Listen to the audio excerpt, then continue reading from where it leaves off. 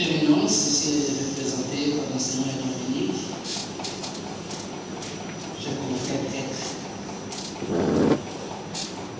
chers participants au colloque, venus des pays étrangers et des diocèses, révérends sœurs, révérends frères,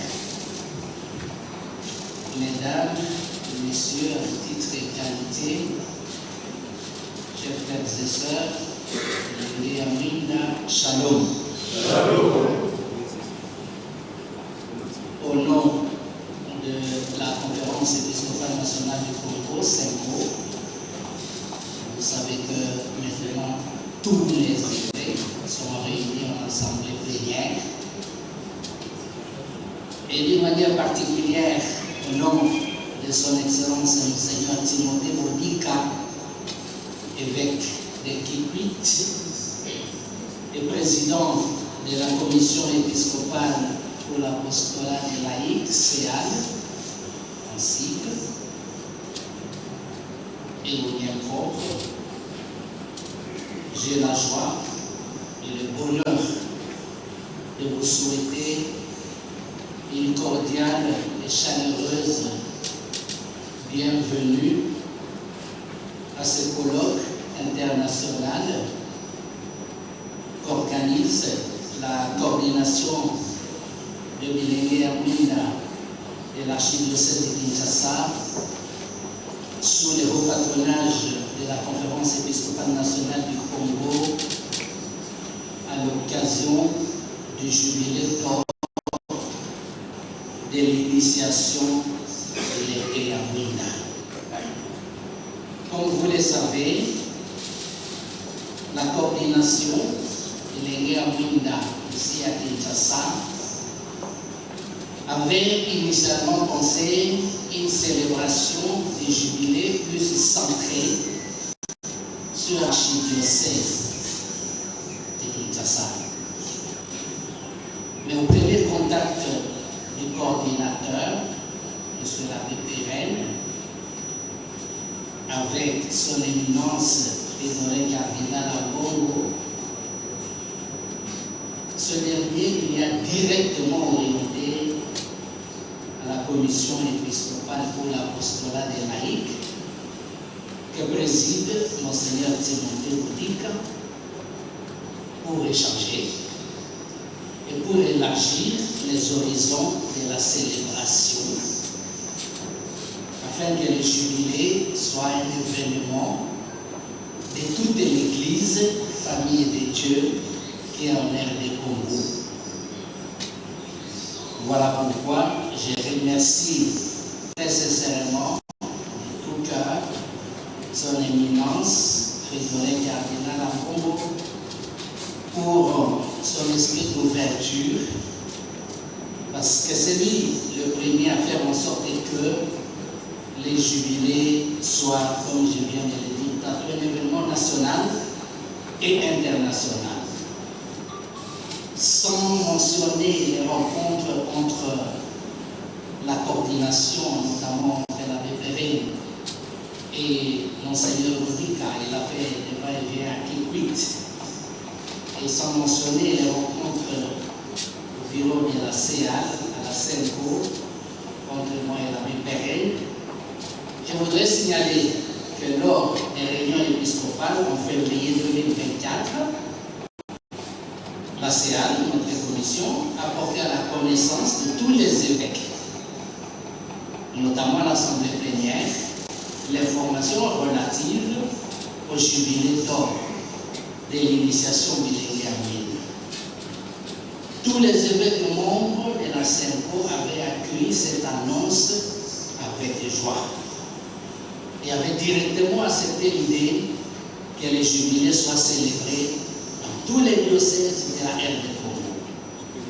De fait, le secrétariat général de la CENCO, par l'entremise de Monseigneur Donatien Cholet, est intervenu par des lettres, des messages envoyés aux évêques pour leur rappeler la nécessité de responsabiliser les aumôniers diocésains pour ce jubilé est de désigner les points focaux pour sensibiliser les communautés, pour participer au colloque, pour prendre part à la messe d'ouverture du jubilé, pour poursuivre les autres étapes de l'année jubilaire de l'initiation millénaire à Winda, jusqu'à sa clôture à la solennité du Christ roi de l'univers en 2024.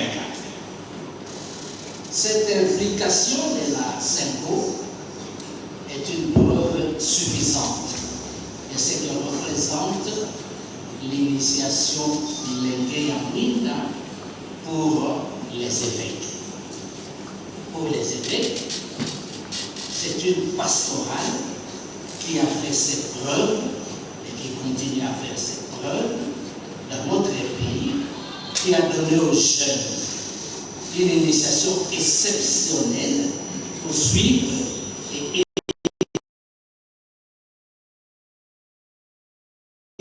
aimer Jésus. On a conscience claire des fruits de l'initiation, on a conscience claire des fruits que l'initiation a produit dans l'Église et dans la société. Même vous le savez, quel est le fruit ici de cette initiation? Que des médecins, des avocats, des prêtres, des députés, des religieuses et des évêques. C'est seulement hier, par exemple, que j'apprenais que notre évêque de la commission, Monseigneur Boudika, a fait aussi l'initiation. Il a parcouru les étapes.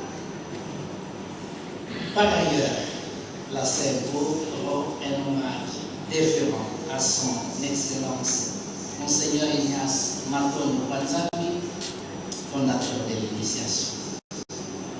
Ce vaillant pasteur, vous le savez, a travaillé toute sa vie pour le bien et la croissance des jeunes. Désintéressé, Monseigneur Maton a toujours voulu que l'initiation soit un instrument au service de l'Église, au service de chaque diocèse. Jamais il n'avait pensé de déléguer à Winda comme une propriété. Voilà pourquoi l'initiation s'est rapidement implantée dans tous les diocèses. Que le Seigneur accorde à son Excellence Monseigneur Ignace un lieu de paix et de lumière dans sa demeure éternelle.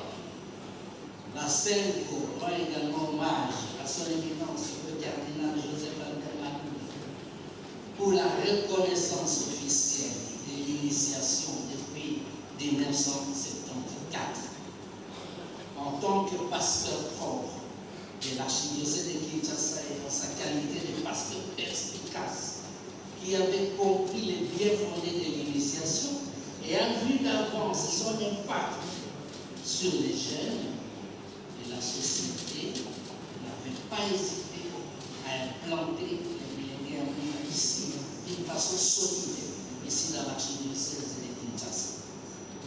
Et à partir de son acceptation à Kinshasa, l'éminence et le cardinal Malula a en quelque sorte donné des lettres de créance pour que les millénaires soient reçus et implantés dans les autres diocèses de notre pays. Je propose à l'Assemblée de s'élever et garder une minute de silence en mémoire de ces deux évêques pasteurs colonnes de l'initiation de l'Église.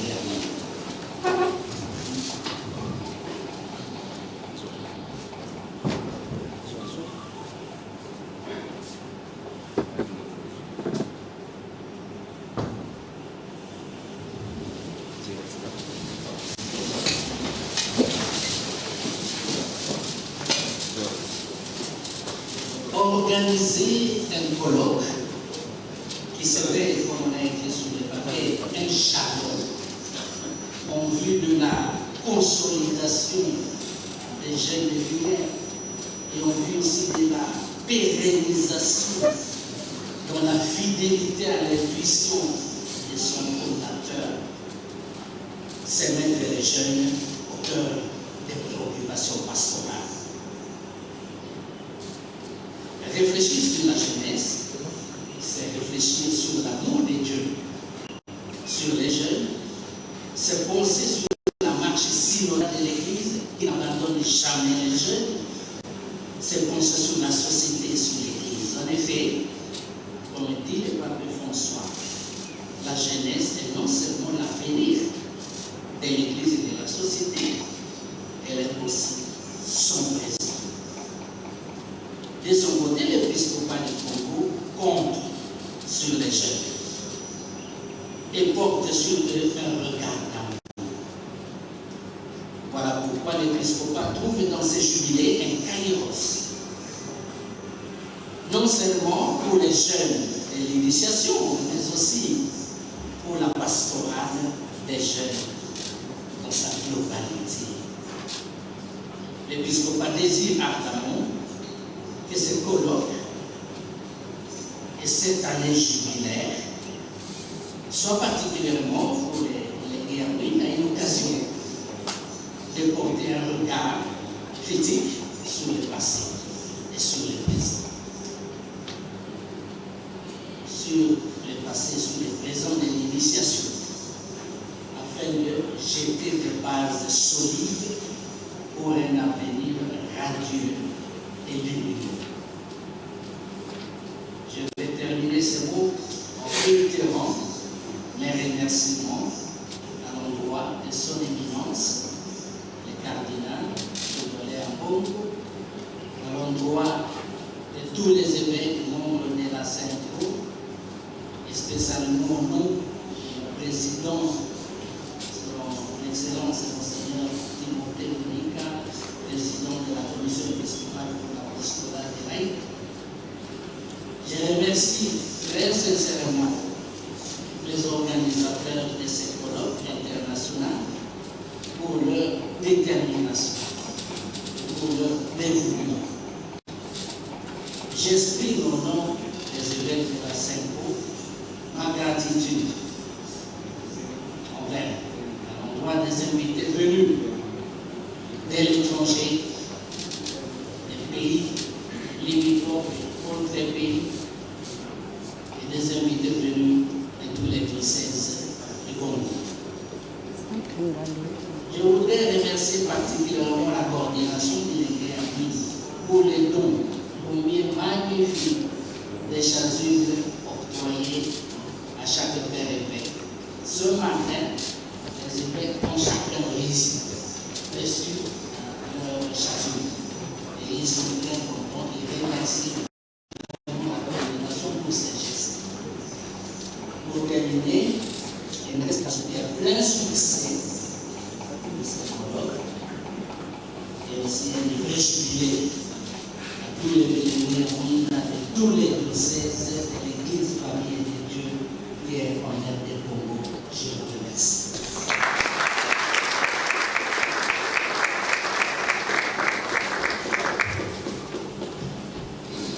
Merci beaucoup à M. l'abbé Zéphirin pour ces paroles d'accueil au nom des évêques de la Conférence épiscopale nationale du Congo. Merci de nous avoir rappelé la place qu'occupe l'initiation d'Iléria Bunda dans le cœur de nos évêques qui y accordent une importance particulière en raison justement des fruits que cette initiation a produit depuis qu'elle existe.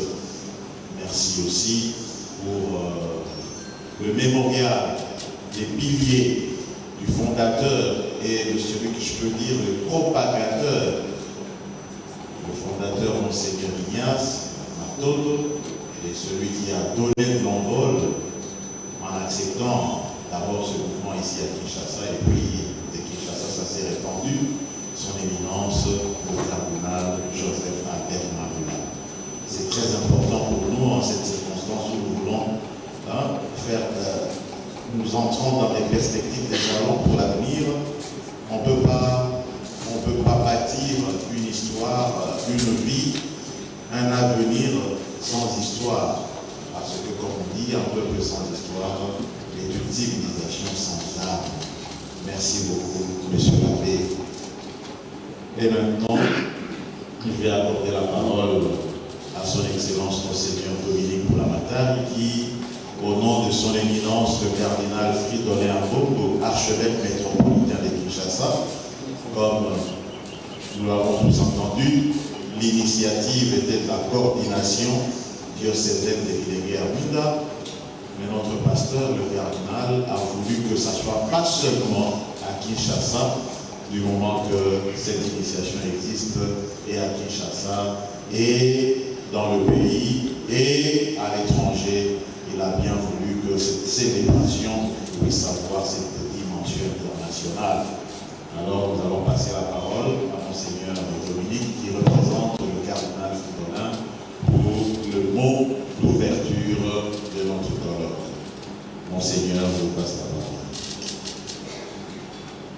Merci beaucoup pour la parole. Et sans plus tarder, voici donc la formule d'ouverture officielle de ce colloque.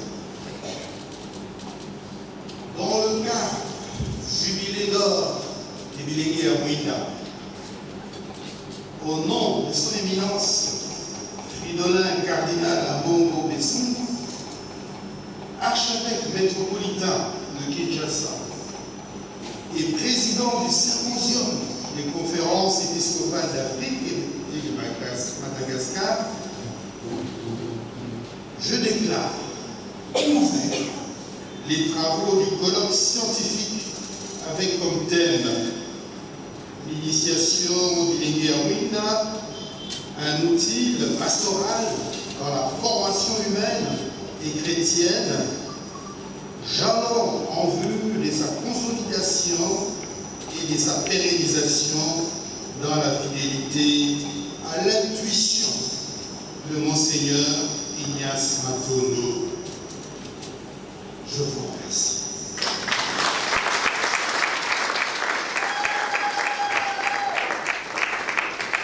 Voilà, merci beaucoup, Monseigneur, pour ces paroles d'ouverture.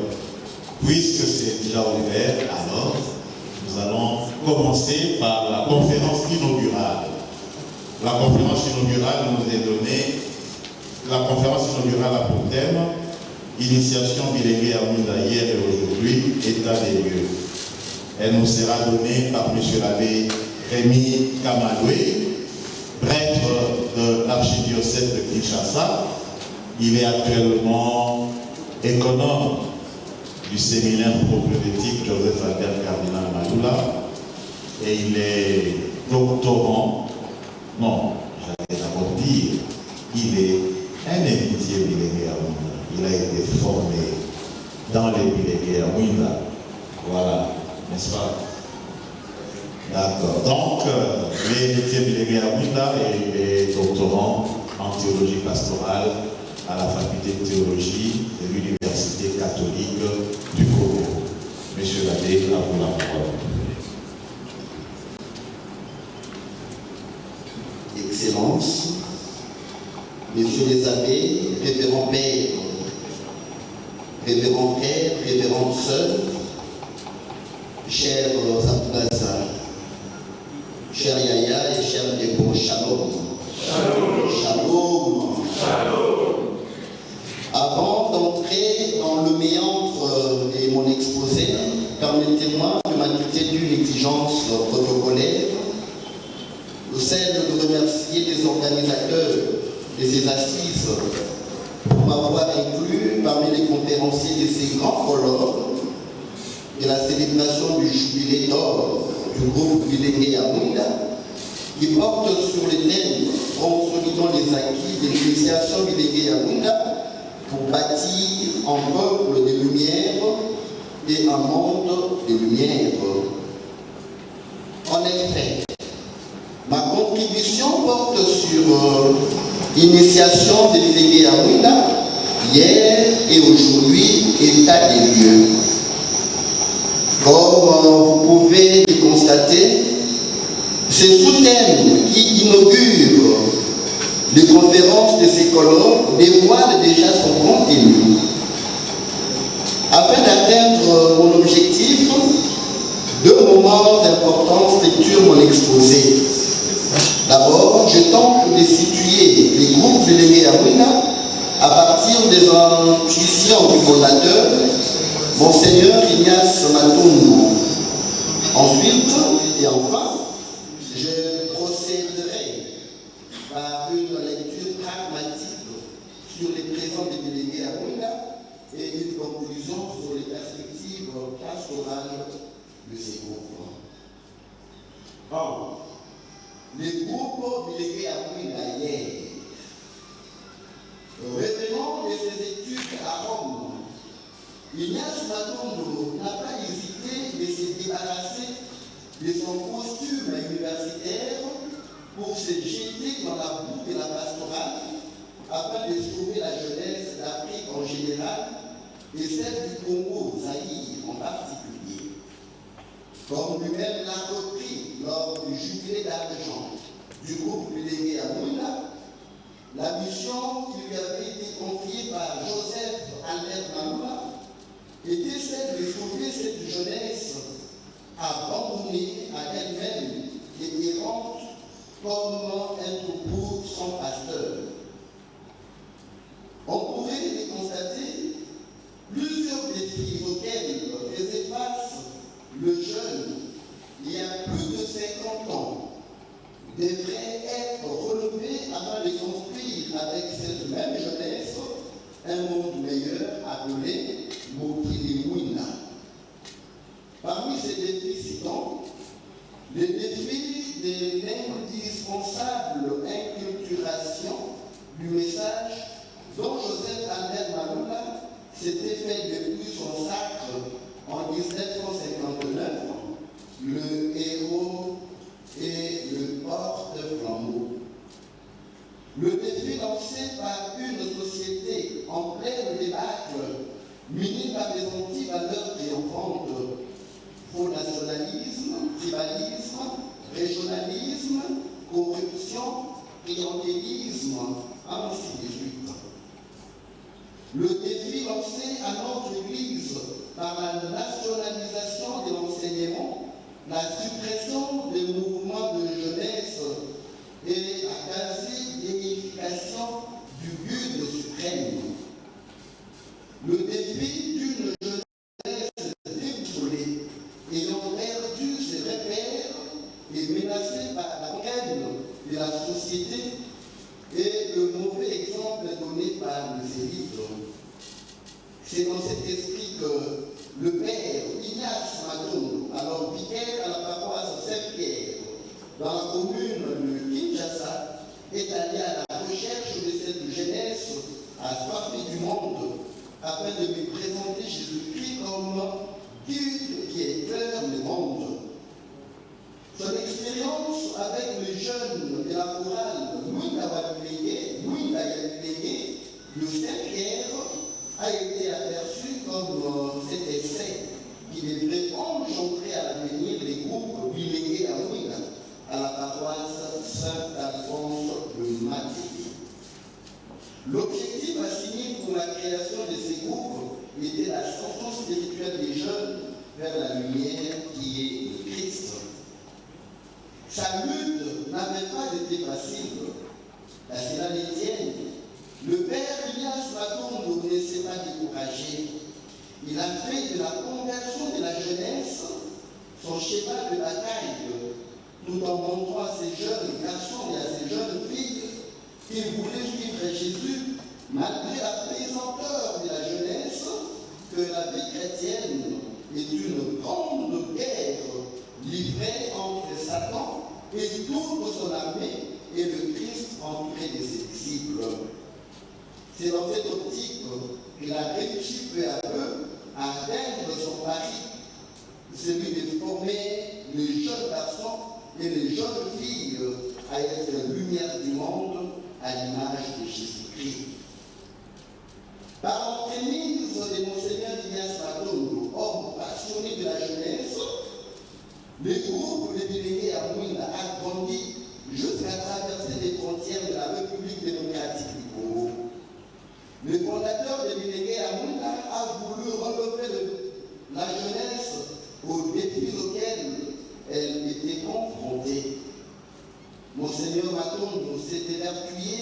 mais former des personnalités christiques inculturelles, c'est-à-dire ces jeunes garçons et ces jeunes filles, grâce aux valeurs africaines et aux exigences chrétiennes, dans le but de faire connaître à ceux-ci le Christ, à l'instar de Saint Paul, qui dit « Pour nous, vivre, c'est le Christ.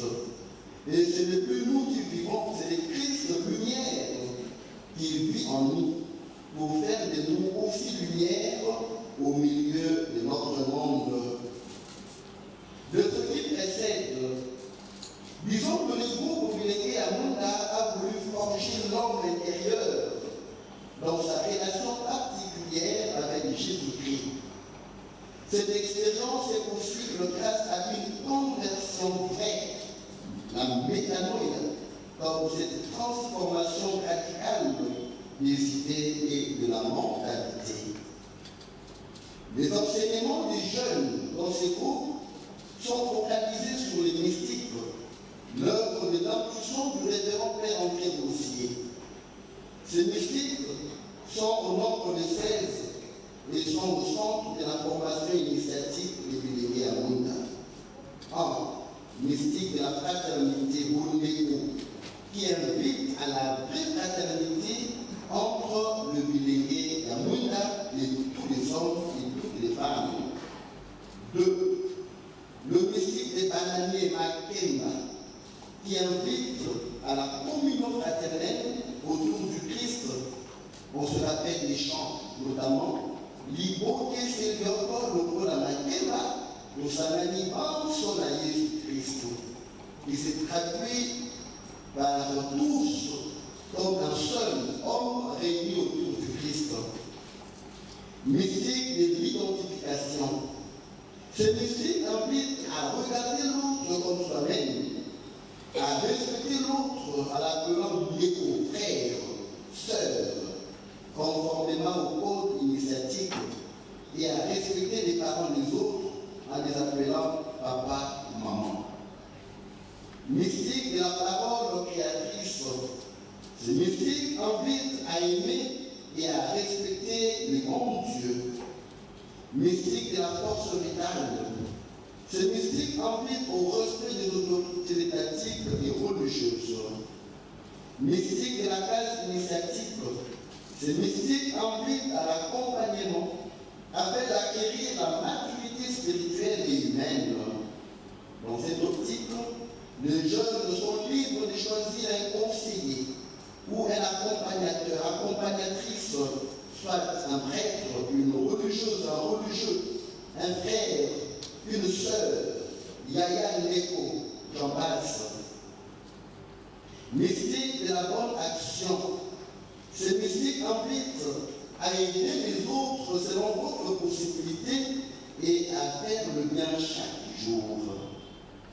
Mystique du travail, Salomon. Ces mystiques invitent au travail pour l'assainissement. Mystique du shalom.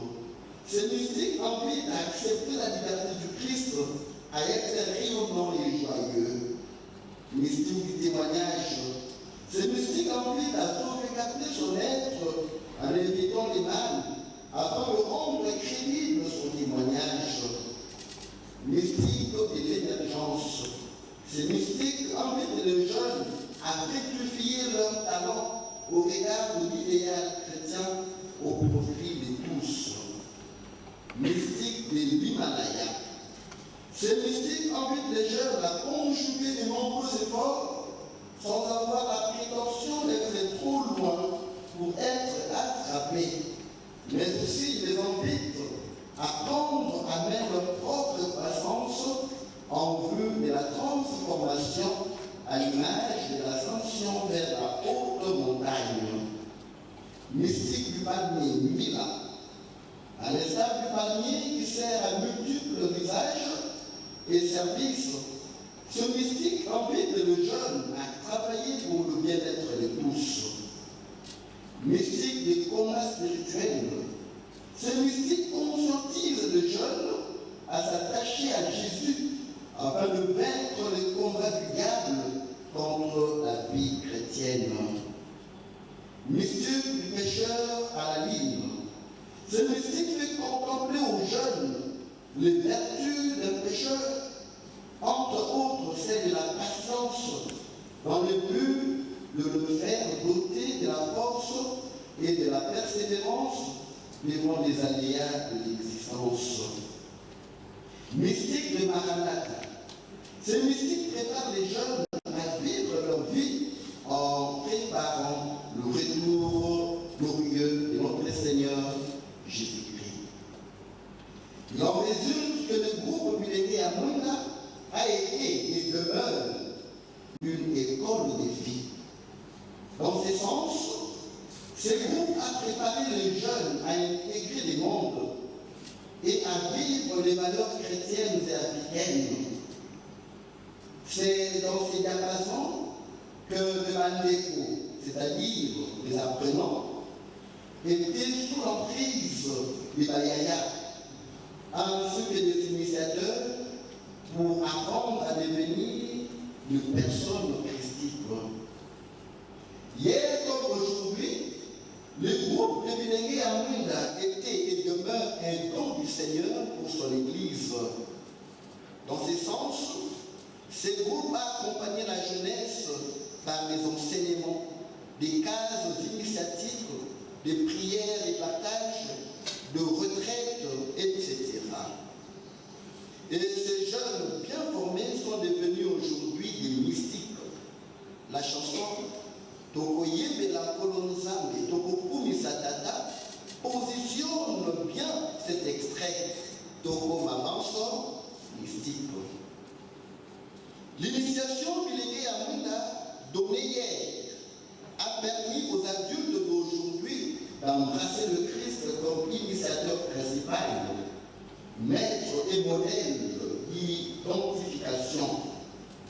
Elle a permis à ceux-ci de faire une expérience particulière avec le Christ, au point de le nommer Moninga Wangai, soit le Christ mon ami. Telle expérience ne devrait se faire que dans les groupes Bilingue à Munda. Ce groupe, dans ses initiations au mystique, a permis à nous, aux jeunes, de découvrir par l'expérience des mâles du matin le vraie sensation qui concourt à la vraie identification de leur être profond. Moi, la retraite Métanoïa, pour ne citer que celle-là, a initié à connaître l'utilité de la vie humaine et à vivre la vraie conversion qui conduit à la rencontre du Christ. Amarkema Métanoïa, la sala, Ponaïra, Tinaya Momoïwangai, Métanoïa Bonga la Motilimuida, Métanoïa Soukola Lisiba, purifier la course. Le Bilingue à Munda, par sa formation d'hier, a fait découvrir le potentialité aux adultes d'aujourd'hui jusqu'à bâtir un monde nouveau par le sacrement d'Italie, notamment le sacerdoce et le mariage, ainsi que la vie consacrée. Comme on le voit, beaucoup d'héritiers Bilingue à Munda sont aujourd'hui évêques, prêtres et diacres. M. l'abbé en a parlé déjà. Il a même cité Monseigneur Timothy Boudika, il y en a beaucoup. Ceux-ci se distinguent bien dans leur vocation suite à l'initiation Bilingue à Munda. Dans ce même ordre d'idées, finalement aujourd'hui, les religieux, les religieuses, il y en a nombreux en Afrique, sont ressortissants de ces groupes, je dirais mieux héritiers de ces groupes. Donc, l'Église, par les canaux du groupe Bilingue à Munda d'hier, a arrosé des jardins qui fait pousser l'arbre, qui produit des évêques, des prêtres, des religieux, des religieuses. Vive les Bilingue à Munda. Je vous invite à applaudir pour les Bilingue à Munda.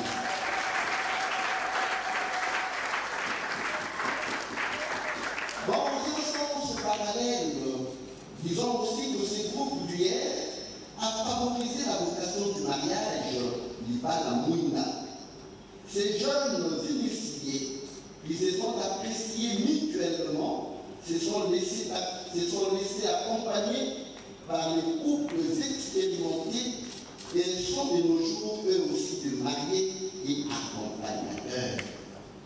Selon les témoignages de beaucoup de tribunaux de Kinshasa, il est rare, très rare, d'enregistrer les demandes de nullité du mariage chez les couples de vrais initiés, je dis et je redis, de vrais initiés de Bilingué à Ouida. Vive le Bilingué à Ouida, merci à vous pour le Bilingué à Ouida.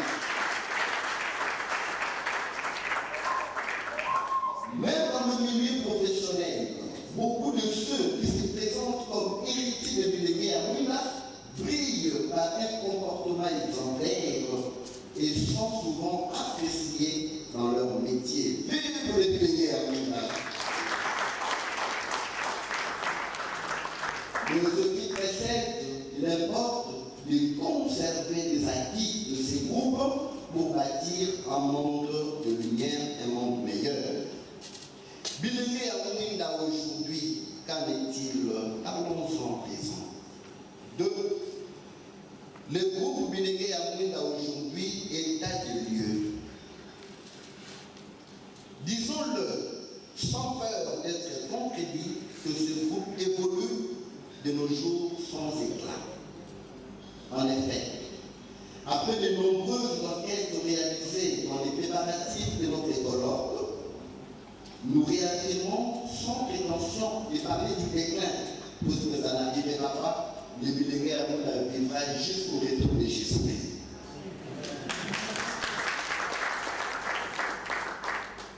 Par ailleurs, ce groupe évolue sans éclat. Ce groupe attirait les jeunes et faisait écho partout dans la ville de Kinshasa, dans les provinces du Congo et dans beaucoup d'autres pays du continent africain. On voyait surtout à Kinshasa, dans les années d'autrefois, ces jeunes qui bougeaient les rues de Kinshasa avec leurs chants initiatiques. Neko Lengele Tumbato, Neko Lengele Tumbato, Kalabana Yesu, Boro Katisa. On le voyait plein dans les paroisses lors de formations et rassemblements. On le voyait aussi dans les communautés ecclésiales vivantes de base. On voyait les yayas faire le mystique de porte à porte pour visiter les bandits et leurs familles, pour assister les membres du groupe qui sont éprouvés, pour dialoguer avec les parents ou tuteurs de Bandeko au sujet du comportement de leurs frères, de leurs fils, qui évoluent au sein de notre groupe Bilingué à Ouida. Et aujourd'hui, cela n'existe presque plus. Tout ce qui réunit les Bilingué à Ouida, c'est là que la formation et le retraite. Où sont allées les visites des Bayaya dans les familles de Bandeko?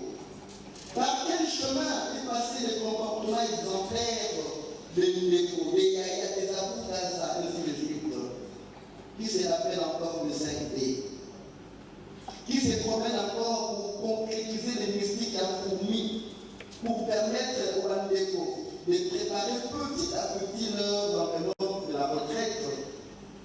Il est étonnant aujourd'hui de constater que tous les jeunes ont des téléphones et rechargent les mégas tous les jours pour être connectés sur Internet.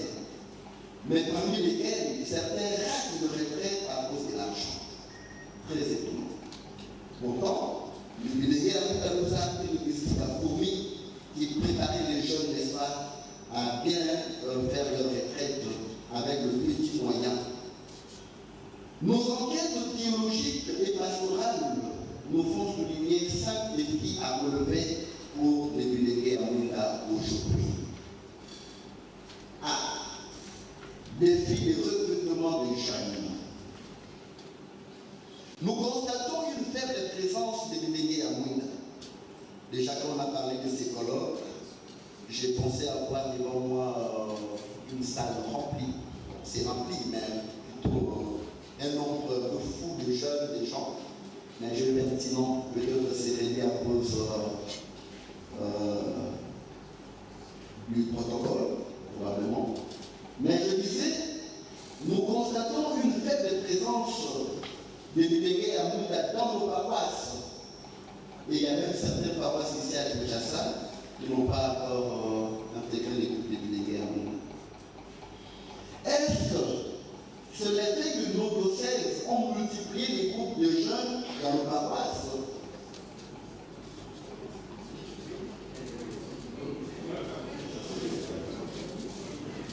C'est là les bases de raison majeure.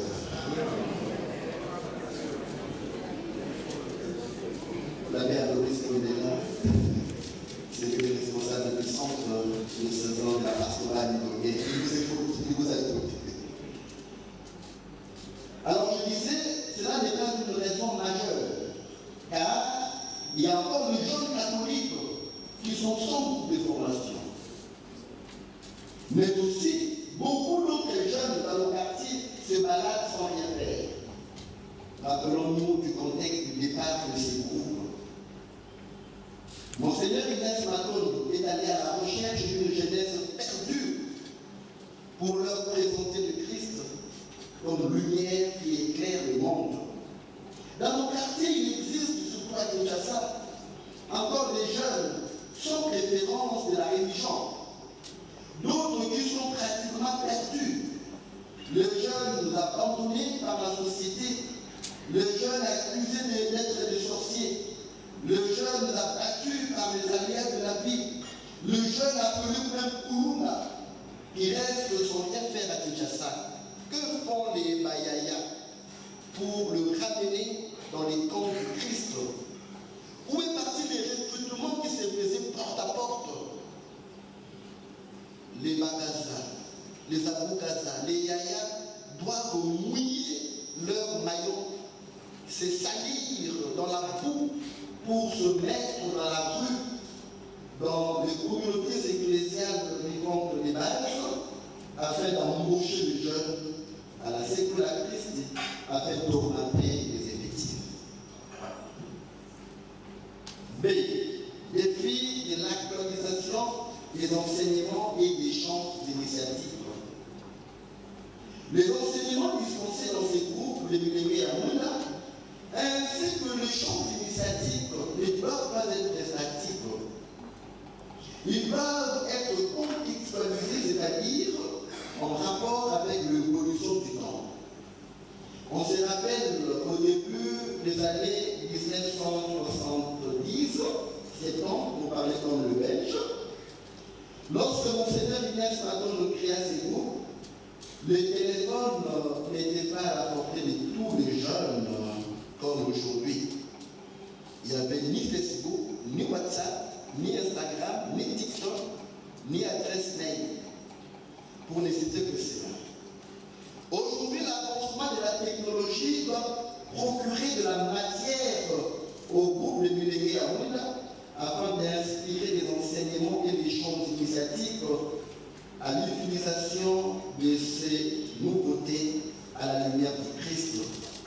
Aussi, il faut qu'il y ait une certaine uniformité dans les enseignements partout où se trouvent les délégués à Mouna. C'est défi de la crise de modèle.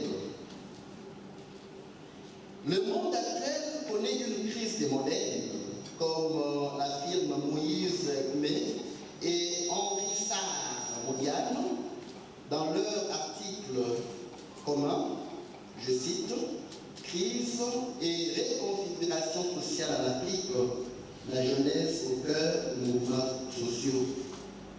La jeunesse semble être perdue à elle-même. Or, les délégués à Mouna d'autres fois briller par leur comportement exemplaire. On se rappelle, comme je l'ai dit tout à l'heure, de Saint-Vé. Il fuyait la débauche, il ne se livrait pas au débit de la boisson, il ne prenait pas plutôt la drogue, il refusait des détournements et se méfiait au défoulement. Les initiateurs, les Bagaza, les Aboukaza, les Ndeko servaient eux-mêmes les modèles pour les Ndeko. On parlait à cette époque des mystiques, les Yaya Benakake. c'est-à-dire dénonce les mauvais comportements de l'autre. De ces faits, ceux qui devaient assurer la responsabilité dans le groupe délégué à Mounda étaient eux-mêmes exemplaires et fuyaient le mal pour ne pas scandaliser les bandéfos. Et les bandéfos les imiter afin de devenir eux aussi lumière du monde. Voilà pourquoi aujourd'hui nous avons des évêques, prêtres, religieuses, et ils déposent dans le débat à Mounda, puisqu'ils avaient des modèles à suivre. Défi de vivre les acquis de Bilingué à Mouna. Les enseignements donnés dans ces groupes ne semblent plus influencer les comportements de la jeunesse aujourd'hui. En effet, les jeunes d'aujourd'hui ont préféré vivre les kilélos, comme on dit à Kinshasa, les qui aujourd'hui. Ils ont préféré imiter les influenceurs du monde à travers les réseaux sociaux qui sont des êtres fragiles et non convertis. Pourtant, ces influenceurs se convertissent après des temps et on le voit aussi mourir. Or, les enseignements de Bilingué à Mounda nous présentent les vrais influenceurs. Celui qui ne connaîtra ni destruction ni mort, c'est Jésus-Christ. Malheureusement, ces derniers est mis en deuxième position car les jeunes veulent imiter les influenceurs contemporains. Ils veulent leur ressembler, s'habiller comme eux, avoir le bien matériel comme eux, parler comme eux. Pourtant, ils devraient être à la suite de Jésus-Christ, c'est-à-dire imiter celui qui nous sauve et se conformer à lui en vivant des acquis des délégués à Mouna. Nous, les délégués à Mouna doivent développer d'autres stratégies pastorales afin de faire initier ces jeunes à regarder le Christ au lieu de regarder les influenceurs de ces mondes. Et enfin, défi de suivi des bandéfos. Dans son organisation, les initiateurs, les Bagaza, les Abougaza, les Yaya et les bandéfos créaient un lien de proximité tous ensemble, spécialement les formés envers leurs formateurs. De ce fait, ils organisaient des suivis pastoraux qui se concrétisaient par les visites en famille de bandéfos. Par ailleurs, les visites en famille ne se font presque plus. Or, le suivi de bandéfos a maintenu les groupes de délégués à Mouna. Aujourd'hui, nous avons des initiateurs, des Bakaza, des Abougaza, des Yaya coupés des bandéfos.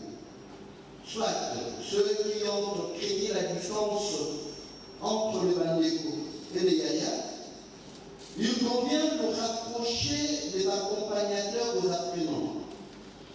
Les Yaya au Neko, les initiateurs au Neko, les Abougaza, les Bakaza, de financer aussi aux prêtres qui sont dans nos paroisses et surtout les héritiers des délégués à Mouna à être proches de ces groupes et accompagner le bandéfo. Cela ferait exploser une pastorale de coude à coude, comme le propose le théologien et sociologue camerounais Jean-Marc Kéla. Dans son état actuel, l'évolution du groupe connaît une pente qui nécessite d'être relevée. Ce groupe, qui évolue actuellement dans 17 pays, a produit beaucoup d'acteurs dans les spirituels comme dans les temporels. Et ceux qui sont aujourd'hui dans ces groupes ne doivent pas se décourager devant les défis qu'observe notre monde aujourd'hui. Ils devraient plutôt développer d'autres compétences afin de faire rajeunir ces groupes et de préparer les jeunes à affronter le monde menacé par les pratiques obscènes, la pornographie, l'homosexualité, le lesbianisme, les sens occultes, les chansons obscènes, ainsi de suite. Que chacun, héritier des délégués à Mouna, apporte sa pierre de contribution d'une manière ou d'une autre, comme nous l'avons souhaité tout à l'heure, pour le rayonnement de ces groupes. Et rappelez-vous, lors du rayonnement, tous nous avons apporté nos pierres devant l'autel en disant Libanga Oyonatigo. Ces Libanga doivent encore exister aujourd'hui dans nos contributions spirituelles, matérielles, ainsi de suite, afin de faire rayonner ces groupes pour sauver cette jeunesse qui est encore perdue. Que Dieu visite les Bilingués à Mouna et que le jeune puisse suivre le Christ afin de bâtir un monde de lumière demain. Vive le Bilingué à Mouna et longue vie à notre groupe Bilingué Yamouna. Je dis et je vous remercie.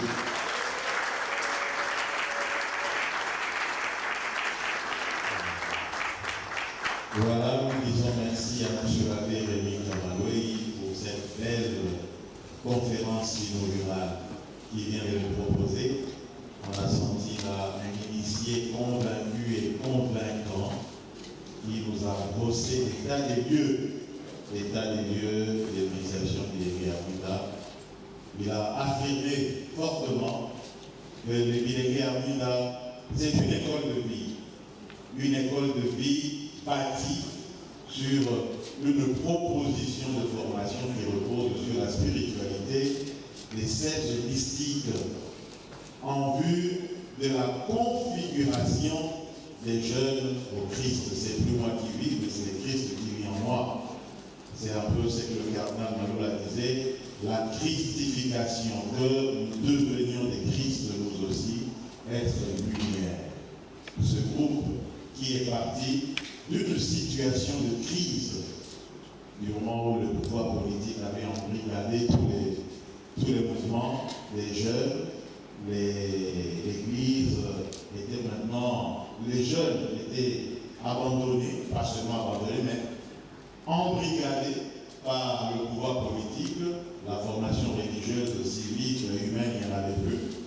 Alors, cette crise a donné lieu à la création de ce groupe qui forme des personnes à devenir des adultes responsables dans la vie, que ce soit la vie dans la société laïque ou dans la société ecclésiale ou religieuse. Cette belle proposition-là, aujourd'hui, perd de son éclat. C'est l'impression qu'on a. Et dans l'analyse, on trouve que ça perd cet éclat en raison justement des défis du monde d'aujourd'hui. Principalement, je peux résumer tout ce que M. Labbé a dit, dans les défis de l'inversion des valeurs.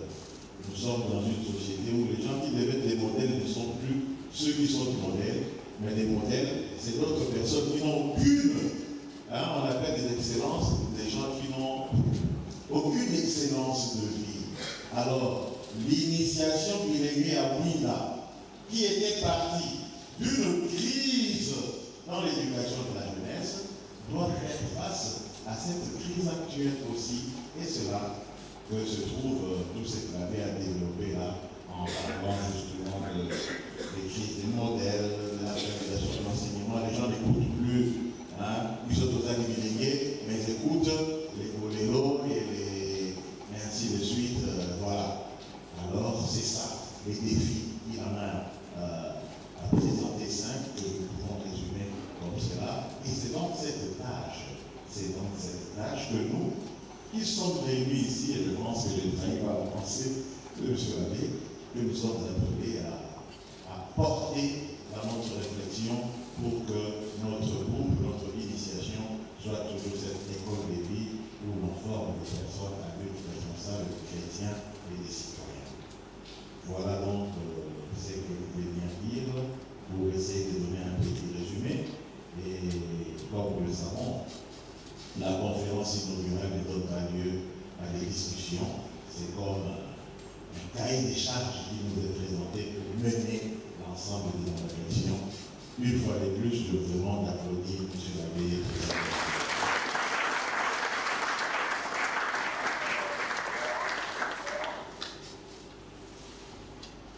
Alors,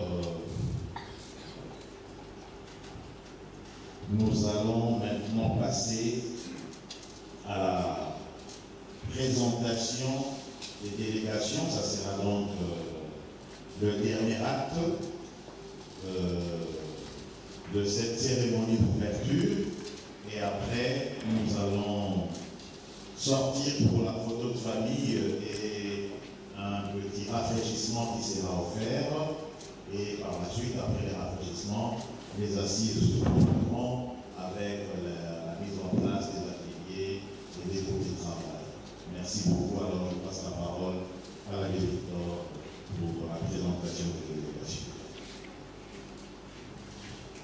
Nous avons reçu pour ces colloques du jubilé d'organisation invitée Bilingue Amouinda 24 diocèses de notre Église de la République démocratique du Congo. Nous allons applaudir.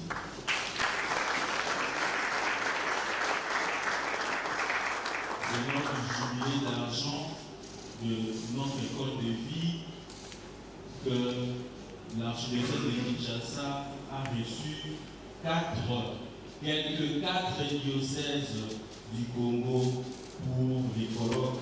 Et après 25 ans, nous en avons 24. Ça prouve que les délégués à Mwinda va vraiment avance vers la coordination, une coordination nationale de plus en plus concrète. Et nous prions quant à cela.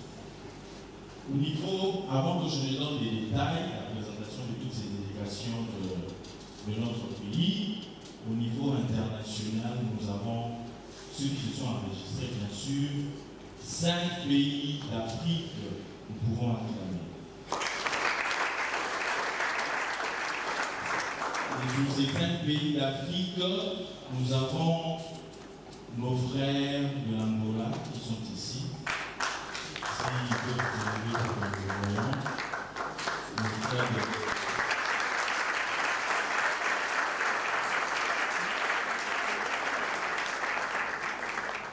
nous appelons et nous demandons respectueusement à la délégation de Burundi de s'élever.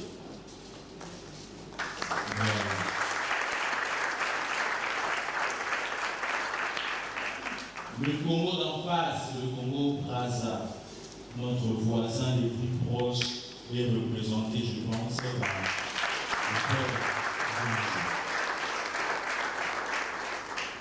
Le Cameroun devait être représenté par une personne, par un prêtre. D'accord, je serai là demain, on nous signale. Nous ne pouvons pas m'applaudir plus que ça. La Zambie est représentée aussi par 2 personnes. La Zambie. Voilà, demain, nous avons connu un petit souci. Pour les diocèses du Congo, nous avons la représentation du diocèse de Bassan-Poussou.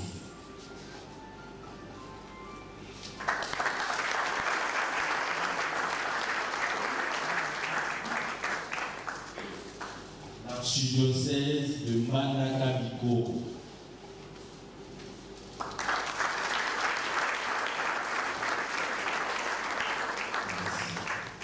Le diocèse de Kikwit.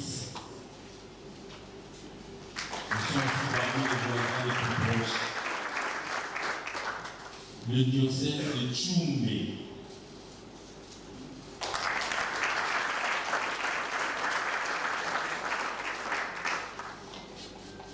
L'archidiocèse de Kisangani.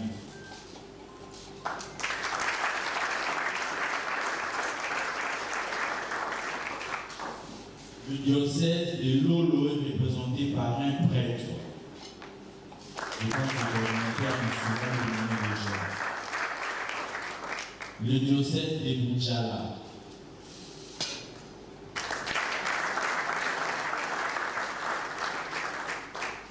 Le diocèse de Mahakinyoka est représenté par un prêtre, l'aumônier des jeunes de ce diocèse.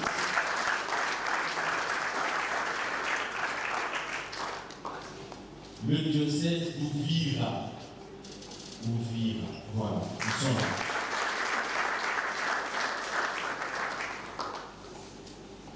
Le diocèse d'Isiro Nyanga.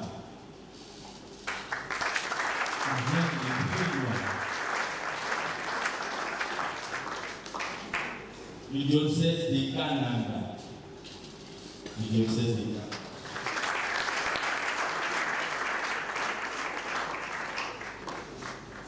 Normalement, selon les enregistrements, le diocèse de Lubumbashi devait être l'archidiocèse de Lubumbashi devait être représenté par 9 personnes. Je ne sais pas si c'est la concrétisation. Voilà, c'était le cas. Nous pouvons encore acclamer. C'est la délégation la plus grande. Les voisins, ils sont parmi les voisins les plus proches, le diocèse de Matadi.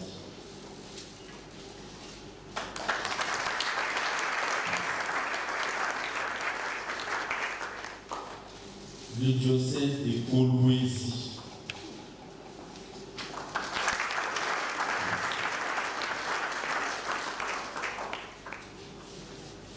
Le diocèse d'Idiofa devrait être représenté par l'aumônier diocésain.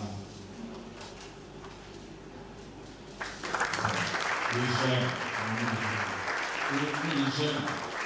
Et la sœur, voilà, la sœur, merci beaucoup. Le diocèse de Bobo Kabaka.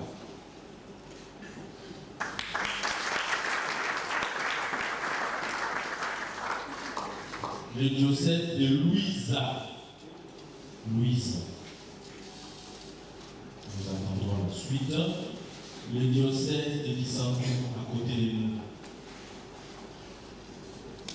Ils sont là.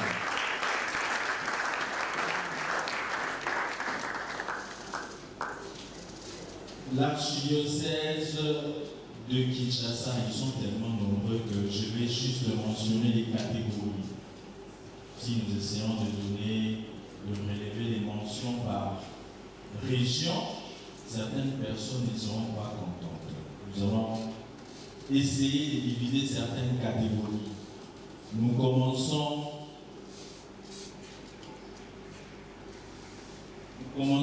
par la représentation de la communauté d'Ibala-Mwinda de Kinshasa. La communauté d'Ibala-Mwinda de Kinshasa.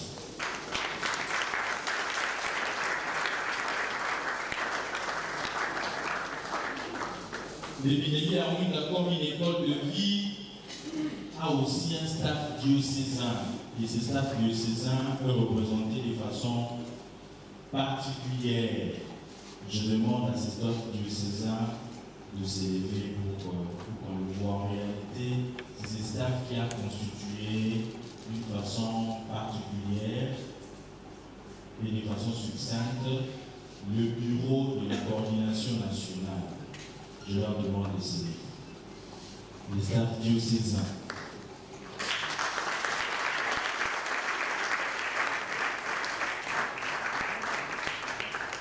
Nous demandons à la commission, à la représentation de la commission diocésaine de jeunes de s'élever.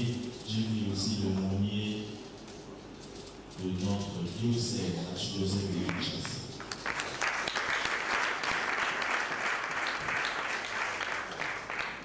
La coordination du groupe Kizito, le groupe Kizito et Marité devrait être représenté aussi.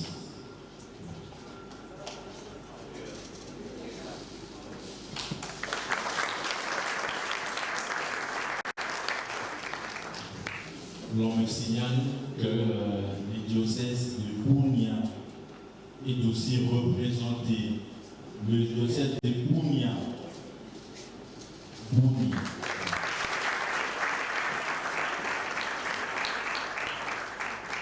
Par inadvertance, je n'avais pas très bien vu le diocèse de Kindu, avant d'arriver à Moulébé.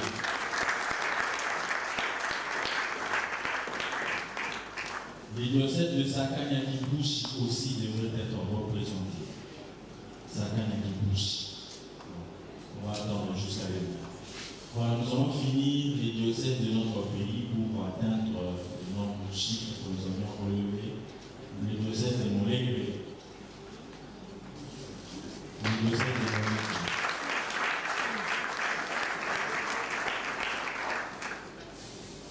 coordination de qui doit été représentée déjà. La coordination du groupe APA, Armée des Petits Anges. Nous attendons encore la représentation de la Légion des Marie-Jeunes.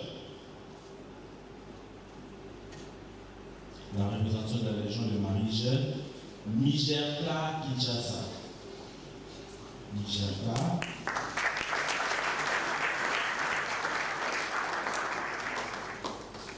Les héritiers Bilengue à Mouina devraient être représentés aussi, et la fondation Bilengue et Amouina représentée. On nous signale à la fin, je pense qu'ils sont arrivés à la fin, le diocèse de Louébo. On nous signale que le diocèse de Louébo est représenté aussi. Le diocèse de Louébo.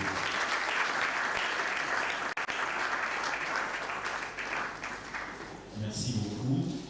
Et toutes les représentations, toutes les individualités, j'allais dire, qui représentent les régions, les doyennés de notre archidiocèse de Kinshasa, qui sont ici présents. Nous vous demandons, pas de vous lever, mais d'applaudir pour vous-même. Parce que vous êtes des